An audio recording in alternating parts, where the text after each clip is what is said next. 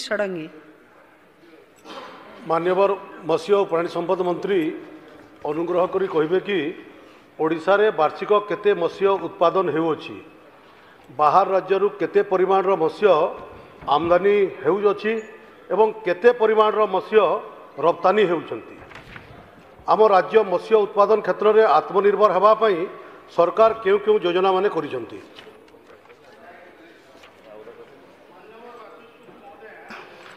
माननीय विधायक बरगढ़ जो प्रश्न पचारि निश्चित भाव में ताहा होची आम राज्य रे वर्तमान पाखापाखि 11.23 लाख मैट्रिक टन आमे माछ उत्पादन करुचे।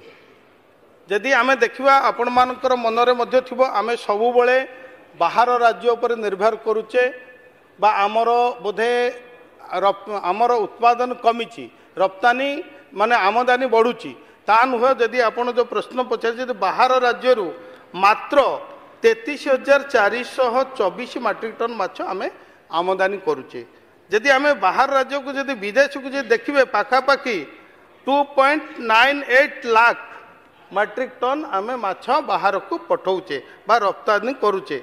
किंतु जेहेतु आम राज्य रे टिके बाहर भारत वर्ष रे जो माछ खाइबा हार मधुर माछ खाइबा हार जदि देखा 7 पॉइंट समथिंग रही सारा भारत वर्ष, किंतु ओडिशा रे लोक जोटा कि 18 किलो रु अधिक सेटा 7 किलो सर्वभारतीय जदि स्तर में खाऊचे आमे 18 किलो रु अधिक माछ खाई जाऊे, जहाँ फल कि आमे मधुर माछ पई टिके बाहर राज्य उपरे बा निर्भर करुचे जोटा कि आंध्रा माछ कथा आपण मनकर अच्छी। किंतु आगामी दिन में आमे कथा दौचे जे आगामी दिन में ओडिशा रे मधुर माछर उत्पादन निश्चित भाव में बढ़िबो। वर्तमान आपणकर जो कहले तापई आमे कौन योजना करिचे, आमर सरकार वर्तमान अनेक योजना करिछन, योजना नुह तापई मध्य बजेट करिसंती, बजेट मध्य आगत करिसंती जोटा कि आपणकर मु सीधा कहि सारिछि। माननीय विधायक जोटा कविसूर्यनगर प्रश्नर उत्तर थिला मुख्यमंत्री मत्स्य कल्याण योजना जो पोखरी आपण खोलिबे आमे सब्सिडी देबा, महिला स्वयं सहायक गोष्ठी निजर बारीपटे बायोफ्लग करेंगे आमे 50 रु 60% सब्सिडी देबा सरकार तार व्यवस्था करिसेंती। आपण माछ छाड़िबे जाँला छाड़िबे ताकू मध्य सब्सिडी देबा, माछ खाइबार जो दाना ताकू मध्य सब्सिडी देबा, आपण माछ धरिकी मार्केटिंग करेंगे तापाई व्यवस्था। तेणु आपणकर जो माछ बिक्री करने इन्सुलेटेड भ्यान आपणकर विभिन्न जो 2 व्हीलर एवं बरफ कल इत्यादि इत्यादि अनेक योजना जोटा रही मुझे यहाँ समस्त देदेवी।